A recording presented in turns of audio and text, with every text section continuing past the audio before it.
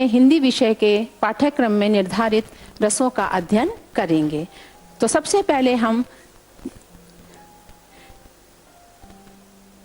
आज के मुख्य शिक्षण बिंदु पर प्रकाश डालते हैं।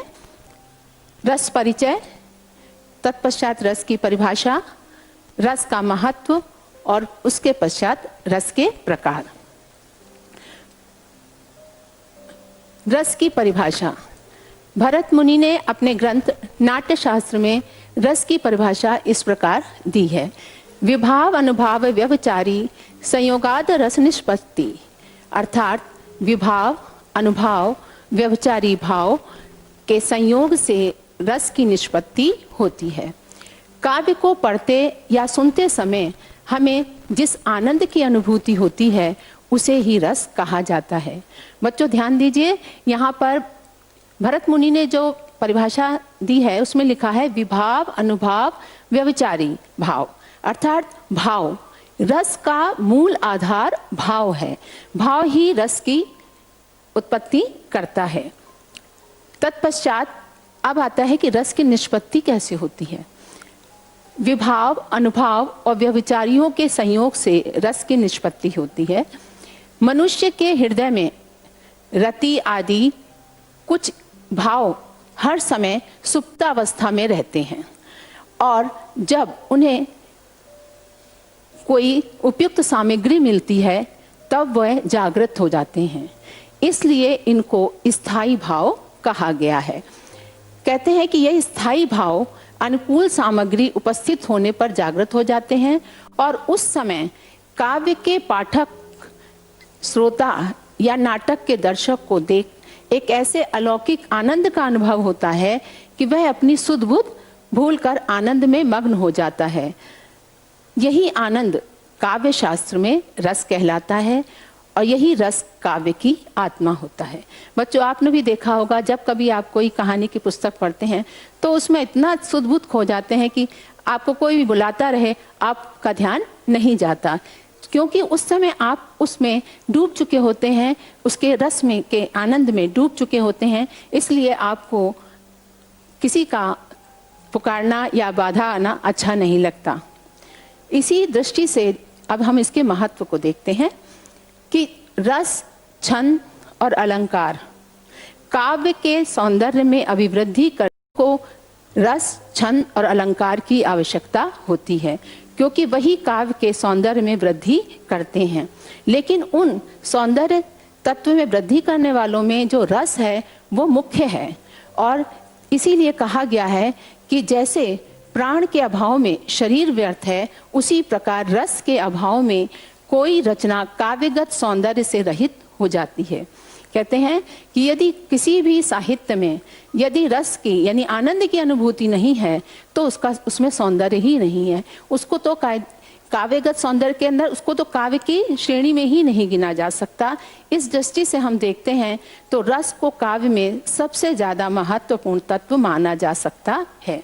बिना रस के साहित्य का कोई भी, पहले हम जानेंगे रस के अवयव। रस के 4 अवयव हैं। सबसे पहला, अभी आपको हमने उसके परिचय में भी बताया था, स्थायी भाव। जो भाव स्थायी रूप से रहते हैं, जो हमेशा रहते हैं, ये कभी भी हटते नहीं हैं, उन्हें स्थायी भाव कहते हैं। अब स्थायी भावों की संख्या 11 हो गई है और रस भी 11 माने गए हैं। जितने स्थायी भाव होते हैं उन्हीं के आधार पर रस की संख्या निश्चित होती है। बच्चों पहले 9 रस माने जाते थे, 9 स्थायी भाव माने जाते थे, लेकिन अब 11 माने जाने लगे हैं। इसलिए इनके स्थायी भावों को हम आगे अब पढ़ते हैं। सबसे पहले रस का नाम और स्थायी भाव। सबसे पहला स्थायी भाव है रति। रति से किस रस की निष्पत्ति होती है? श्रृंगार रस की। हास्य स्थायी भाव से हास्य की, शोक से करुण की, क्रोध से रौद्र की, उत्साह से वीर की, भय से भयानक, जुगुप्सा से विभत्स की, विस्मय से अद्भुत, निर्वेद से शांत, वत्सलता से वात्सल्य और देवता विषयक रति से भक्ति।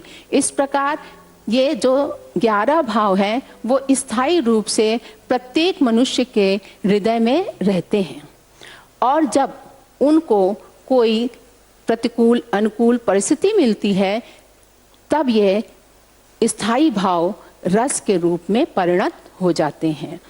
तो सबसे पहले आपको ये बता दें, दूसरा इसका जो अंग है वो विभाव। सबसे पहला अंग है आपका, अवयव है स्थायी भाव, दूसरा अवयव है इसका विभाव। अब जिसको जानना बहुत जरूरी है बच्चों कि जिस सामग्री द्वारा स्थायी भाव जागृत तथा तीव्र होता है उसे विभाव कहते हैं। स्थायी भाव तो मनुष्य के हृदय में है, लेकिन उसको तीव्र और उसको जागृत करने वाला जो कोई भी कारण है वो क्या कहलाता है? विभाव। विभाव के 2 भेद माने गए हैं, आलंबन और उद्दीपन।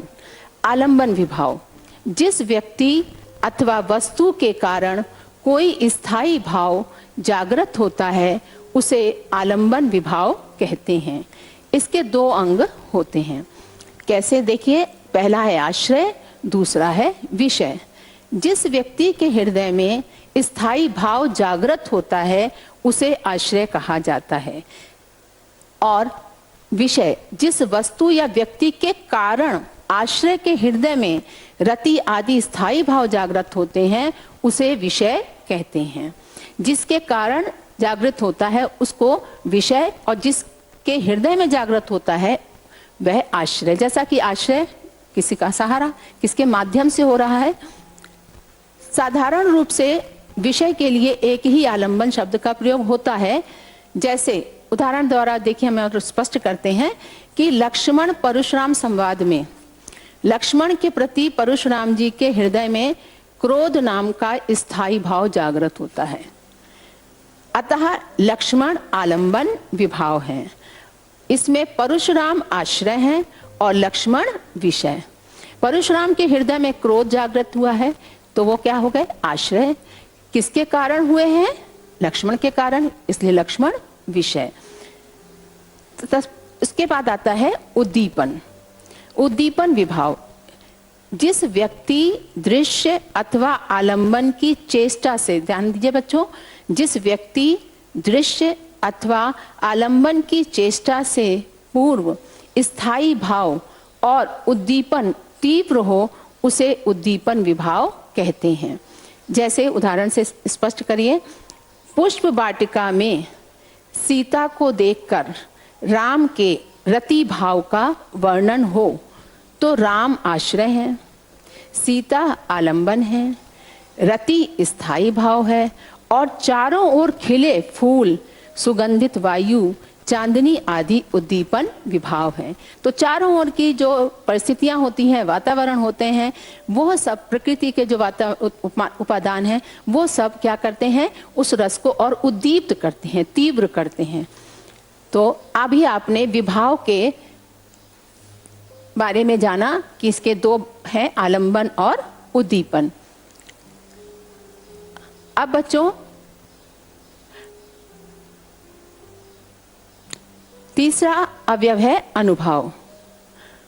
भाव का बोध कराने वाले कारण, किन कारणों से हमारे अंदर वह भाव जागृत हो रहा है उसको कहते हैं अनुभव, और उसको प्रकट कैसे किया जा रहा है, इसके 4 भागों में इसको बांटा गया है। ये 4 प्रकार के होते हैं। कायिक, जैसा कि इसका शाब्दिक अर्थ है, कायिक माने काया, काया माने शरीर, शरीर के अंगों की चेष्टाओं द्वारा। बच्चों, जब हम बहुत गुस्सा होते हैं तो हमारी भ्रुकुटियां तन जाती हैं, जब हम बहुत खुश होते हैं तो आंखों में बड़ी चमक रहती है, तो ये कायिक है। जब कभी कोई कारुणिक दृश्य देखते हैं तो अश्रु आते हैं, तो यह सब शरीर के अंगों की चेष्टाओं द्वारा हम दिखाते हैं, इसको अनुभव कहते हैं। वाचिक, वाणी द्वारा, वाणी द्वारा भी हम बहुत सारे आनंद की अनुभूति कर लेते हैं। इसी तरीके से सात्विक, सहज अंग विकारों द्वारा, और अंतिम है आहार्य। इसको जरा समझिए, कृत्रिम रचना द्वारा। इसका बहुत अच्छा उदाहरण है कि आपने सर्कस देखा होगा, वहां पर जोकर है, जोकर एक सामान्य व्यक्ति है, लेकिन वह ऐसी वेशभूषा पहन लेता है और ऐसी ऐसी चेष्टाएं करता है कि जो दर्शक हैं वो खूब हंसते हैं। तो ये कौन सा है? आहार्य। तो अनुभाव के में कायिक, वाचिक, सात्विक और आहार्य, इसके 4 प्रकार माने गए हैं। चौथा है अवयव व्यभिचारी भाव। बच्चों, इसको व्यभिचारी भाव को संचारी भाव भी कहते हैं। संचारी भाव, संचार शब्द आप समझते होंगे। संचार माने आना और जाना, चलना। तो जब हमारे हृदय में स्थायी भाव जागृत हो जाता है, उसी समय कुछ भाव आते हैं और चले जाते हैं। तो देखिए, आश्रय के हृदय में स्थायी भाव जागृत होने पर कुछ क्षणिक भाव, क्षणिक इसलिए किया गया है, वो आते हैं और चले जाते हैं, बीच बीच में उठते तथा विलीन होते रहते हैं। इनके द्वारा स्थायी भाव और भी तीव्र तथा संचरणशील हो जाता है। इन्हें संचारी अथवा व्यभिचारी भाव कहते हैं। यद्यपि ये अनेक हो सकते हैं, फिर भी इनकी संख्या 33 मानी गई है। जैसे कि बहुत ज़्यादा चंचल हो जाना, बहुत ज़्यादा शोक में डूब जाना, बहुत ज़्यादा अश्रु प्रवाहित होने लगना। बच्चों, हमारे सामने कई दृश्य ऐसे आते हैं, कभी कभी हम कोई चलचित्र में देख रहे हैं तो कोई दृश्य ऐसा है जिसमें बहुत हंसी है, लेकिन कुछ ही क्षण बाद कुछ ऐसा दृश्य, कारुणिक दृश्य आता है, हम बहुत ज़्यादा दुखी हो जाते हैं। तो ये जो हंसना और उसके बाद दुखी हो जाना, ये क्या है? व्यभिचारी भाव। आए और चले गए, और जब आपने चलचित्र पूरा खत्म हो गया, जब आप घर में अपना काम करने लगे तो आप उसको भूल गए, यानी वो भाव आए और चले गए। इसीलिए इसका नाम संचारी या व्यभिचारी भाव रखा गया है। अब बच्चों, हम अपने पाठ्यक्रम में निर्धारित रसों का अध्ययन करने जा रहे हैं।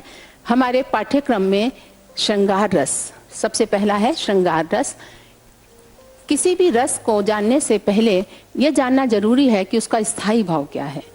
तो श्रृंगार रस का स्थायी भाव है रति। सहृदय नायक या नायिका के चित्त में रति नामक स्थायी भाव का जब विभाव, अनुभाव और संचारी भावों से संयोग होता है तो वह रस का रूप धारण कर लेता है।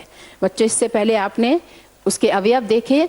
उन अवयवों का इसके साथ जब तक संयोग नहीं होगा तब तक रस की निष्पत्ति नहीं होगी।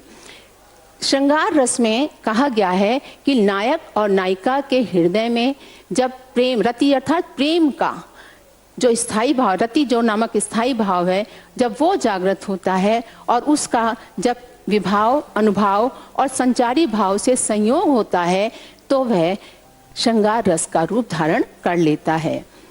इसके 2 भेद माने गए हैं, संयोग और वियोग, जिन्हें क्रमशः हम संभोग और विप्रलंब संज्ञा भी देते हैं। इस नाम से भी इसको जान सकते हैं। संयोग श्रृंगार, संयोग अर्थात जैसा कि शाब्दिक अर्थ बता रहा है, संयोग माने मिलन।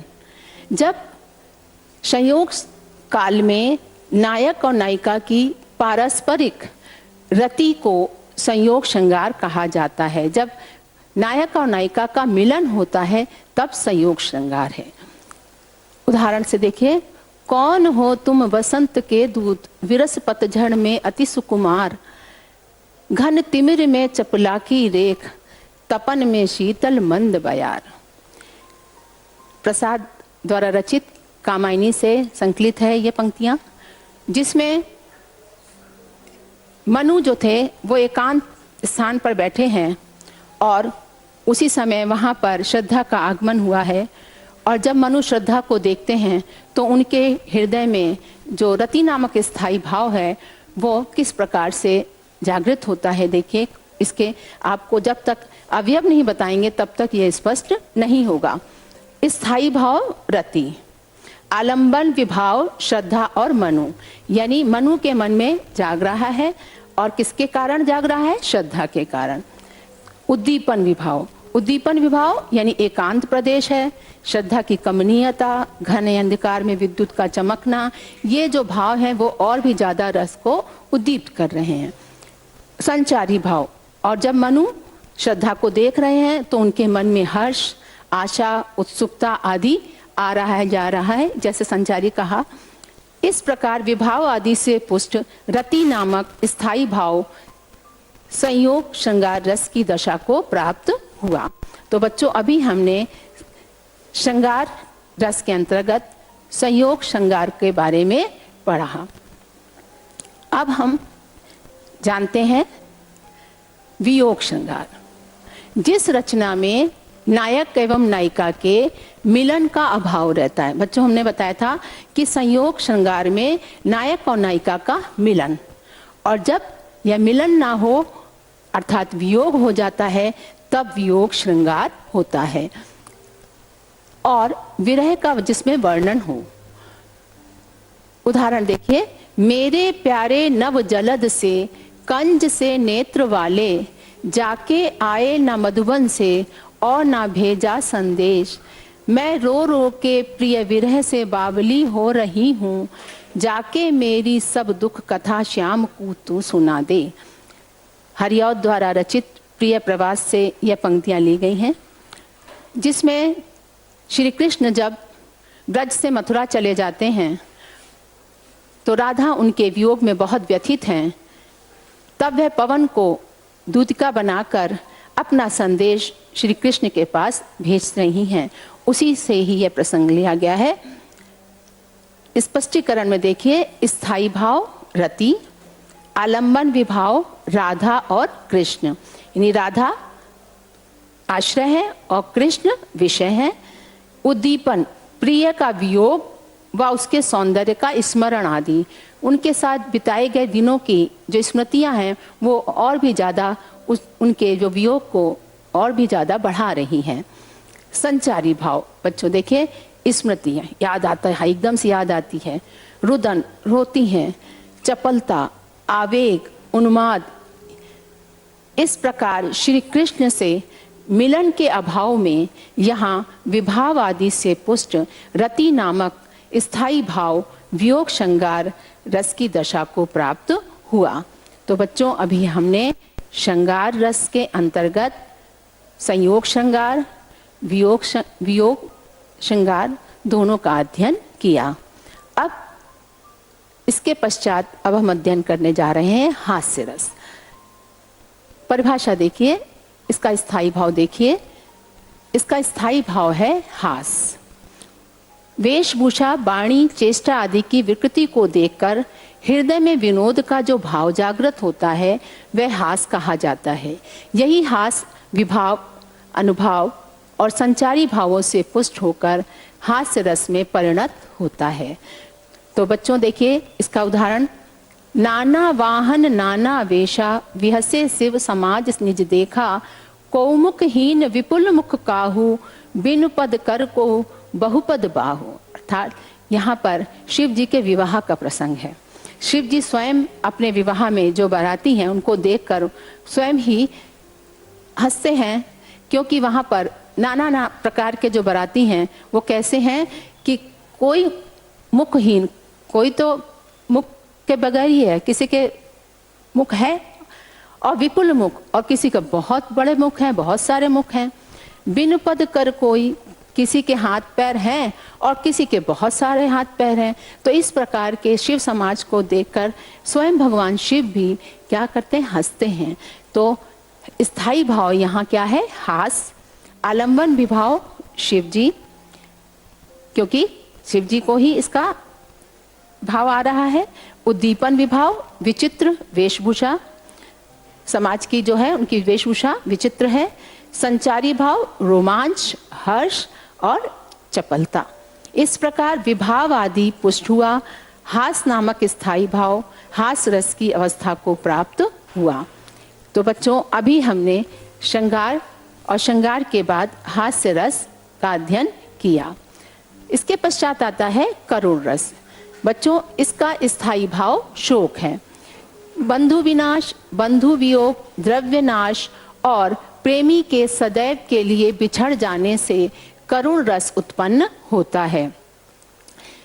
यद्यपि दुख का अनुभव वियोग में भी होता है, किंतु वहां मिलने की आशा बंधी रहती है। अतएव शोक स्थायी भाव, विभाव, अनुभाव और संचारी भाव के संयोग से करुण रस की दशा को प्राप्त होता है। उदाहरण देखते हैं। जथा पंख बिनु खग अति दीना, मणि बिनु फनि कर बर कर हीना, असमम जीवन बंधु बिन तो ही, जो जड़ दैव जिया वही मोही। जब युद्ध में लक्ष्मण जी मूर्छित हो जाते हैं तो राम जी उनको देखकर विलाप कर रहे हैं। उस दृश्य का यहाँ वर्णन है। स्थायी भाव शोक, आलंबन विभाव लक्ष्मण, आश्रय राम। राम में शोक जो है किसके कारण है? लक्ष्मण के मूर्छित होने के कारण। अनुभाव राम के उद्गार और उद्दीपन विभाव हनुमान का विलंब होना, यानी हनुमान जी को वो लेने गए थे, उनको देर हो रही थी। ये सब उसको उनके दुख को और भी ज्यादा बढ़ा रहा था। संचारी भाव दैन्य, चिंता, व्याकुलता, स्मृति। इस प्रकार विभाव आदि पुष्ट हुआ और शोक नामक स्थायी भाव करुण रस की अवस्था को प्राप्त हुआ। तो बच्चों, अभी हमने करुण रस की परिभाषा और उसका उदाहरण देखा। तत्पश्चात आता है वीर रस। वीर रस का स्थायी भाव उत्साह है। युद्ध अथवा किसी कठिन कार्य को करने के लिए उत्साह जागृत होता है और उससे वीर रस की निष्पत्ति होती है। उत्साह नामक स्थायी भाव, विभाव, अनुभाव और संचारी भावों के संयोग इसके प्रमुख उपकरण हैं। उदाहरण देखिए। आए होंगे यदि भरत कुमतिवश वन में, तो मैंने यह संकल्प किया है मन में, उनको इस शर का लक्ष्य चुनूंगा क्षण में, प्रतिषेध आपका भी न सुनूंगा रण में। जब लक्ष्मण और रामचंद्र जी वहाँ चित्रकूट में निवास कर रहे थे और उनको ये सूचना मिली कि भरत जी समाज के साथ आ रहे हैं, तो उनके मन में थोड़ी शंका आ गई और उस समय उनका जो थोड़ा क्रोध था, यानी क्रोध भी नहीं, कठिन कार्य था, उत्साह जो था वो जागृत हुआ था। तो यहाँ देखते हैं स्थायी भाव उत्साह, आलंबन विभाव भरत और आश्रय हैं लक्ष्मण, उद्दीपन विभाव वन में आगमन का समाचार, अनुभाव लक्ष्मण के वचन, संचारी भाव उत्सुकता, उग्रता, चपलता आदि। इस प्रकार विभाव आदि द्वारा पुष्ट हुआ उत्साह नामक स्थायी भाव वीर रस की अवस्था को प्राप्त हुआ। बच्चों, अभी हमने वीर रस के बारे में अध्ययन किया। अब इसके पश्चात है शांत रस। इसका स्थायी भाव निर्वेद है। संसार की निस्सारता तथा इसकी वस्तुओं की नश्वरता का अनुभव करने से ही चित्त में वैराग्य उत्पन्न होता है और वैराग्य उत्पन्न होने पर शांत रस की उत्पत्ति होती है। इस प्रकार निर्वेद नामक स्थायी भाव, विभाव, अनुभाव और संचारी भाव के संयोग से शांत रस का रूप ग्रहण करता है। जैसा कि इसका नाम है शांत। उदाहरण देखते हैं। अब लो नसानी अब न नसे हों, राम कृपा भव निशा सिरानी, जागे फिर न उसे हों। तुलसीदास जी के विनय पत्रिका से संकलित है। उन्होंने उनके मन में संसार के प्रति वैराग्य का भाव आया तो कहा कि अभी तक हमारी इंद्रियों ने हमारा जरूर नाश किया है, लेकिन अब मैं इंद्रियों के वशीभूत होकर नहीं रहूंगा। और इस प्रकार उनके मन का जो वैराग्य है उसके कारण यहाँ शांत रस है। स्पष्टीकरण देखते हैं। स्थायी भाव है निर्वेद, आलंबन विभाव है राम के चरण। तुलसीदास का मन राम के चरणों में लग गया है और संसार से वैराग्य हो गया है। उद्दीपन विभाव सांसारिक असारता और इंद्रियों द्वारा उपहास। अनुभाव स्वतंत्र होने तथा राम के चरणों में रति होने का कथन। संचारी भाव धृति, धैर्य, वितर्क और मति, मति था ज्ञान का आना। इस प्रकार विभावादि पुष्ट हुआ, निर्वेद नामक स्थायी भाव शांत रस की अवस्था को प्राप्त हुआ। तो बच्चों, आपके पाठ्यक्रम में जो रस रखे गए हैं, जो सम्मिलित हैं, उनका आज हमने यहाँ अध्ययन किया। तो पहला है श्रृंगार, करुण, हास्य, वीर, शांत। इन रसों का पूरी तरीके से आप अध्ययन करिएगा और इसकी स्थायी भाव का याद जरूर करिएगा, क्योंकि बिना स्थायी भाव के किसी भी रस की निष्पत्ति नहीं होती। तो अब हम आपको अभ्यास कार्य में कुछ प्रश्न दे रहे हैं जिनको आपको करना है। पहला है, निम्नलिखित पंक्तियों में कौन सा रस है, उसका स्थायी भाव लिखते हुए परिभाषा लिखिए। तो पहले आप ये पद पढ़िएगा, इसका उदाहरण मैंने आपको पहले ही पढ़ा दिया है। तत्पश्चात इसके स्थायी भाव लिखते हुए परिभाषा और स्पष्टीकरण दीजिएगा। दूसरे प्रश्न में भी पूछा गया है कौन सा रस है और इसका स्थायी भाव क्या है, और इसकी परिभाषा लिखते हुए उसको स्पष्टीकरण दीजिएगा। तीसरे प्रश्न में भी आपको एक उदाहरण दिया है, विंध्य के वासी उदासी तपोव्रतधारी महाबिनु नारी दुखारे, गौतम तीय तरि तुलसी सो कथा सुनि भे मुनि वृंद सुखारे। ये प्रसंग जरूर सुना होगा आप लोगों ने। जब प्रभु श्री राम वन में जा रहे थे तो मुनियों के मन में यह भाव आ गया था कि अब श्री राम यहाँ आ गए हैं, जैसे उन्होंने अहिल्या का वो किया था, उद्धार किया है, जरूर यहाँ की जितनी भी शिलाएं हैं वो सब नारी बन जाएंगी। इस प्रकार चौथा आपका अभ्यास कार्य में है कि इसका स्थायी भाव लिखते हुए परिभाषा लिखिए। तो बच्चों, आज हमने रस के अंतर्गत आपके पाठ्यक्रम में सम्मिलित रसों का अध्ययन किया।